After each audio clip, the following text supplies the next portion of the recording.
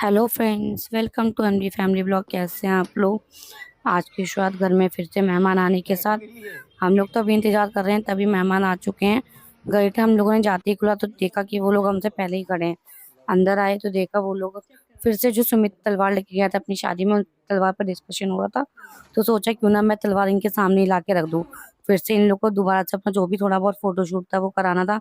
यहाँ पे हम लोग देख रहे हैं कि अनवी और रावी दोनों ही भाभी के भैया के साथ बहुत अच्छे से खेल रही है। इनको लग ही नहीं रहा था कि ये इनसे फर्स्ट टाइम मिल रही है। जिस तरीके से ये लोग भी बहुत अच्छे से खिला रहे थे और दोनों ही बहुत मजे से खेल रही थी। ऐसा लग रहा था जैसे पता नहीं बहुत टाइम से ये दोनों इन लोग के साथ रहती हूँ। रावी अनवी दोनों को हम लोग बोल रहे कि बेटा आप लोग नीचे अलग हो जाओ, लेकिन नहीं, इनको अपने नए मामा के साथ खेलने में कुछ ज्यादा ही अच्छा लग रहा था। यहाँ पे थोड़ी सी एक रस्म बाकी थी, उसी रस्म के लिए भाभी के भैया फिर से भाभी को लेकर गए थोड़ा सा घुमाने के लिए।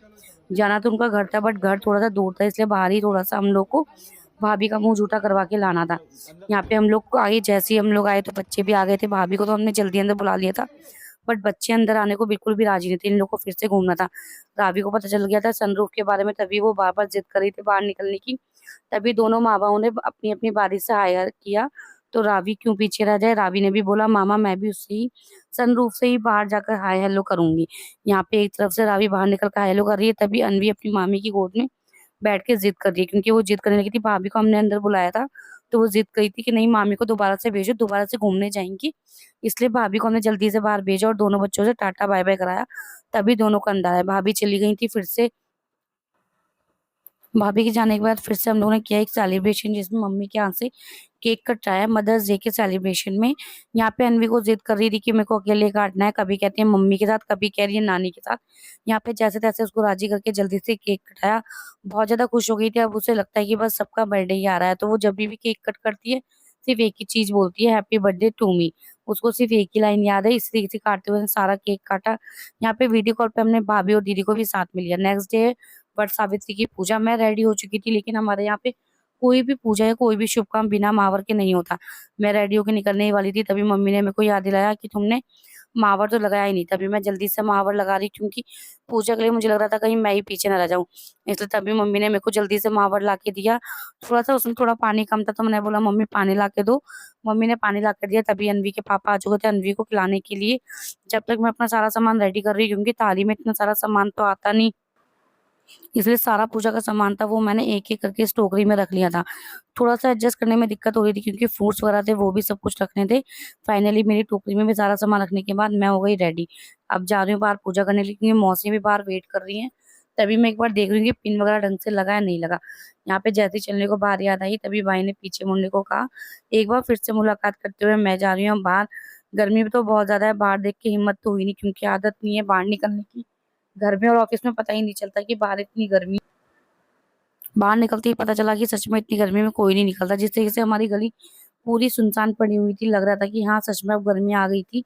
ना तो कोई बच्चा है बाहर, ना ही कोई बड़े बूढ़े, कोई भी बाहर नहीं है। अकेले सुनसान गली में जल्दी से चलते हुए भाई मेरे साथ ही जा रहा है। तभी जाके देखा था कि मौसी मेरा वेट कर रही है। यहाँ पे जैसे हम लोग गए तो पता चला भाभी का फोन आ गया था कि भाभी भी हमारे साथ ही चलेंगी। जब तक भाभी आधे रास्ते आ रही है, तब तक मैं और मौसी भी आधे रास्ते चल रही, क्योंकि मंदिर भी थोड़ा सा दूर था। यहाँ पे मैं बोल रही हूँ मौसी अब जल्दी चलते, क्योंकि प्लानिंग तो हमारी कुछ और थी बट हो गया कुछ और, इसलिए हम लोग सिर्फ अभी डिसाइड ही कर रहे हैं कि जाना क्या है। यहाँ पे जैसी मौसी आई तभी आरू ने भी हम लोग को देख लिया था। तो वो भी आरू भी पीछे से आने की जिद कर रही थी। तभी आरू को हमने घर पे छोड़ा, अनवी के साथ खेलने के लिए। मैं और मौसी गए जल्दी से भाभी के साथ करने की, क्योंकि भाभी भी आगे गली में पहुंच चुकी हैं। हम लोग फाइनली पहुंच गए थे मंदिर। यहाँ पे जाके जिस चीज से देखा तो पहले तो लग रहा था कि शायद भीड़ बहुत ज्यादा होगी, कि पता चला था कि बहुत ज्यादा भीड़ भी नहीं थी और बहुत ज्यादा खाली भी नहीं था। नॉर्मल नॉर्मल ही था। सब लोग आ चुके थे, सबकी पूजा हो रही थी, हमारा भी सही टाइम पे पहुंच गए थे। डर तो लग रहा था कहीं लेट ना हो जाए, लेकिन सही टाइम पे पहुंच गए थे, तो अब पूजा भी बहुत अच्छे से और शांति से हो जाएगी। जैसे ही जाके देखा तो पता चला कि नहीं, अभी थोड़ी सी भीड़ है, क्योंकि इसको बैठने की पूजा करनी थी, तो बैठने के लिए इतनी ज्यादा स्पेस नहीं था। कोई साफ सी जगह देख के अभी तो हम लोग चारों तरफ घूम के देख रहे हैं कि किस तरफ पेड़ की तरफ जगह है। बरगद के पेड़ के नीचे पूजा करनी है, तो अभी सिर्फ हम लोग अपना स्पेस देख रहे हैं कि जिस तरफ हम चारों ही बहुत अच्छे से आ जाएं और बैठ के अपनी आराम से पूजा कर सके। कई बार जगह मिल तो रही थी, लेकिन थोड़ा सा कंफ्यूजन ये था, क्योंकि यहाँ पे जो लेडीजें बैठी थी, एक तरफ तो खुद बैठी और एक हाथ लंबा अपना सामान फैलाया हुआ है। फाइनली हम लोग को जगह मिली तो हम चारों ही लाइन से बैठ गए थे। यहाँ पे जैसे हम लोगों ने देखा कि पेपर वगैरह भी थे, जो भी हमसे पहले पूछा करके गया था वो शायद पेपर वगैरह छोड़ के गया था जिसपे बैठ के उन्होंने पूजा की थी। यहाँ पे मौसी तो जल्दी से बैठ गई, उनको पेपर मिल गया था। मैं भी जोर से इंतजार कर रही हूँ कि पेपर बहुत ज्यादा गंदा था, तो मैं ऐसे ही बैठ गई। मैंने कहा पूजा का टाइम है, ज्यादा इतना टाइम वेस्ट ना करते हुए मैं भी सिर्फ जल्दी से बैठी। पहले मेरे को आदत नहीं थी क्योंकि मौसी के साथ ही मैं फर्स्ट टाइम पूजा कर रही हूँ। पहले भी कर चुकी हूँ बट इतना ध्यान नहीं था क्योंकि साल में एक बार पूजा आती है। तभी मैंने मौसी से पूछा, मौसी जो जो करोगी आप मुझे वैसी वैसी बताते रहना। मौसी ने जैसे जैसे पूजा करी उन्होंने मेरे को वैसे ही बताया। सेम उसी तरीके से मैंने यहाँ पे पूजा करी। पहले उन्होंने हल्दी का लेप लगाया था, उसको लगाने के बाद मैंने लगाया इनको तिलक। यहाँ पर आई अब कथा पढ़ने की बारी। जैसा कि आप सभी को पता है कि जो वट सावित्री की पूजा है, ये सावित्री ने अपने पति के लिए की थी। उसी की पूरी लंबी स्टोरी तो मेरे को नहीं पता, लेकिन जो थोड़ा बहुत पता है कि वट सावित्री की जो पूजा है, सावित्री जी ने अपने पति की रक्षा के लिए की थी। तभी से पूजा चलती आ रही है। कथा में बहुत सारी चीजें हैं, मैं इतना ज्यादा शायद नहीं बता पाऊंगी, लेकिन जितना मुझे पता है मैं थोड़ा बहुत आपको बताना चाहूंगी। उस तरीके से सारी कथा भाभी पढ़ रही हैं क्योंकि यहाँ पे थोड़ा डिस्कशन हो रहा था कि हमारे पास किताब नहीं है, तो तभी उन्होंने सोचा डिजिटल इंडिया का थोड़ा सा फायदा उठाते हुए उन्होंने मोबाइल से सारी कथा पढ़ी। और भाभी कथा पढ़ के हम सबको सुना रही हैं। एक तरफ वो कथा पढ़ रही हैं, तभी मौसी ने जैसे जैसे बताया वैसे वैसे मैं पूजा कर रही हूँ। मौसी थोड़ा पूजा जल्दी जल्दी कर रही है, मैं सिर्फ उनको देख के कर रही हूँ क्योंकि जो भी वो पूजा का सामान लेकर आई थी मैं पहले देख रही हूँ कि वो बहुत अच्छे से करे, तभी उसके बाद मैं रिपीट करूंगी। यहाँ पे जो पेड़ की तरफ से जो यहाँ पे पूजा पे जो सारा सामान चढ़ाने के लिए लाए थे, उसमें पूड़ी चने, कुछ मीठी पूड़ी भी थी, बहुत सारे पूरी वगैरह भी थे। सारी चीजें हम लोग को वहीं पे चढ़ानी है, लेकिन इसमें दिक्कत ये थी कि सारी चीजें वहां पे ना चढ़ा के सिर्फ जो चने का जो ऊपर वाला दाना रहता है उसको निकाल के ही चढ़ाना था। और इसी तरीके से जो जो सामान हम लाए थे उन सब में थोड़ा थोड़ा निकाल के सारी चीजें हमको वहाँ चढ़ानी थी। मैं भी देख रही हूँ कहीं मैं लेट ना हो जाए, क्योंकि यहाँ पे जैसी हमारी सारी पूजा खत्म होगी उसके बाद हमें यहाँ पे बरगद के पेड़ की जो थी वो परिक्रमा लगानी थी। लेकिन बार बार इन आंटी को पता नहीं क्या ही परेशानी हो रही थी, अपनी परिक्रमा करते हुए खुद तो डिस्टर्ब हो ही रही थी लेकिन हमको भी उतना ज्यादा ही परेशान कर रही थी। यहाँ पे मैंने अपनी सारी जो जो भी सामान था मेरे को चढ़ाने का, पूजा का फल वगैरह जो भी था, उन सबसे मैंने थोड़ा थोड़ा निकाल कर भगवान जी को सारा जो बरगद के पेड़ के नीचे था वो सारा वहां पे चढ़ा दिया था। अभी यहाँ पे जो भी थी वो बस सिर्फ पूरी पूरी वगैरह जो मीठी पूरी थी वो चढ़ाई थी, लेकिन अभी फल वगैरह बाकी थे। फल वगैरह आप अपने अकॉर्डिंग चढ़ा सकते हो। मेन चीज जो यहाँ पे चढ़ते हैं, आम, कच्ची आमी और खरबूजे वगैरह चढ़ती है, वही चीजें मैं लेकर आई थी। यहाँ पे जो जितने भी फल लाई थी मैंने वहां पे सारे चढ़ा के आशीर्वाद लिया। अब बारी आई इनको भी तिलक करने की। जैसे ही सारे फल मैंने चढ़ाए तभी इनका भी तिलक कर दिया, क्योंकि मौसी ने बोला था जो जो आप चढ़ाओगी सब पे बहुत अच्छे से तिलक वगैरह करना है। यहाँ पे जो थी वो हम लोग को एक माला बनानी थी, दो माला बनानी थी, एक तो हम लोग को वहीं चढ़ानी थी और एक खुद पहनी थी। फाइनली ये आंटी फिर से आई। इस बार मेरी इन आंटी से बहुत अच्छी वाली होने वाली थी। इन सबने मेरे को बोला कि रहने दो, पूजा है, वरना अगर आज पूजा नहीं होती तो शायद इनकी आंटी को तो मैं बहुत अच्छे से बताने वाली थी। लेकिन मौसी ने बोला कि रहने दो, पूजा है, इनका तो कुछ नहीं पता, हमारी पूजा खराब ना हो, इसलिए सामने से तभी भैया बोल रहे हैं पूजा है, शांत। तो मैं थोड़ा सा उनको देख के बस हंस के चुप ही हो गई। यहाँ पे सारा सामान करने के बाद जो भी पूजा थी विधि पूर्वक करने के बाद उनको जो था वो तिलक चढ़ाने के बाद जो सिंदूर था वो खुद भी लेना होता है। एक तरफ तो उनको सिंदूर चढ़ाया था, दूसरी तरफ उनसे सुहाग लेना होता है। इसी तरीके से मैंने उनसे सुहाग लिया और सारा सामान फिर से अपनी टोकरी में रखने के बाद जल चढ़ाना शुरू करा। यहाँ पे अभी मैं सिर्फ टोकरी में रखी हुई थी, तभी सारा सामान रखने के बाद मैंने भी जल चढ़ाना शुरू कर दिया।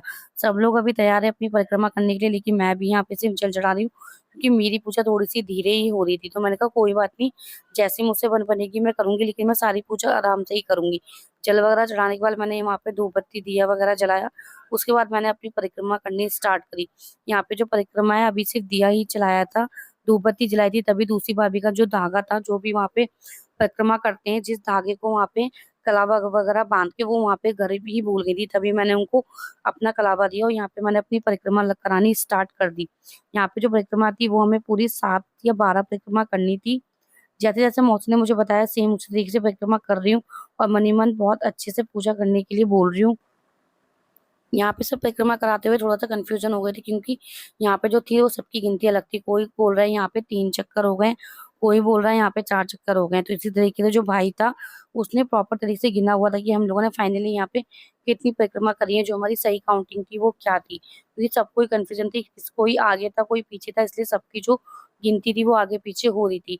भाई ने बहुत अच्छे से सबकी काउंटिंग करी थी कि प्रॉपर परिक्रमा हमारी 7 या 12 जो भी होनी थी वो पूरी हुई है या नहीं हुई।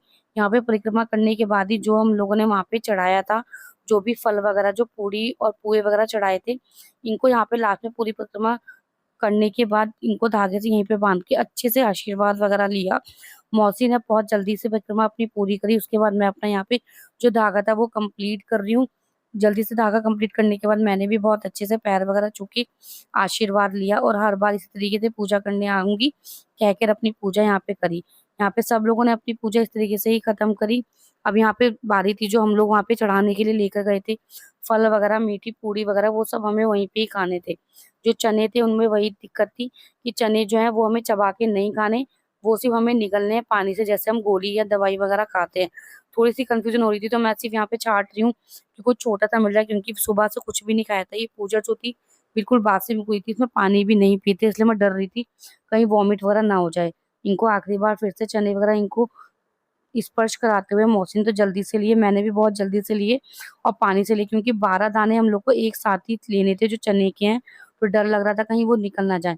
अपना वहाँ पे जो भी हम लोग को थोड़ा बहुत खाना पीना था वो सब खा पी के वापसी आए घर की ओर। मैंने जल्दी से अपने बाल बांधे क्योंकि पूजा वगैरह हो चुकी थी, अब मुझसे रुका नहीं जा रहा था, इसलिए मैंने जल्दी से अपना बाल वगैरह बांधे। तभी मुझे याद आया थोड़ी सी अभी हमारी फोटोशूट रह गई है। तभी यहाँ पे फोटोशूट करने के टाइम भी मेरे को कर रही है मक्खी परेशान। कोशिश तो कर रही हूँ मैं चली जाए, लेकिन फिर से मैंने अपना जूड़ा बांधा और हम लोग जा रहे हैं अब घर। भाई को मैं बोल रही हूँ भाई अब जल्दी चलो, क्योंकि रुकने का बिल्कुल भी टाइम नहीं है। भूख भी बहुत ज्यादा लग रही है, प्यास भी बहुत ज्यादा लग रही है, क्योंकि हम लोग को वहां पे थोड़ा ही पानी बचा के लेने के आना था। घर आए तो पता चला रावी, अनवी और आरू उस तरीके से खेल रही हैं, अभी बहुत शांत है। हम लोग को डर लग रहा था कहीं दोनों आपस में लड़ ना गई हो। इन दोनों को शांतिपूर्वक देखते हुए मौसी अब जा रही है घर, क्योंकि बहुत देर हो गई थी। आरू हमारे यहाँ पे खेल रही थी, मौसी को भी अपने घर जाना था। दोपहर बहुत ज्यादा हो रही थी, तभी इन लोगों को टाटा बाय बाय करते हुए करा विदा इनके घर के लिए। मिलते एक नए ब्लॉग में, तब तक के लिए टाटा बाय बाय।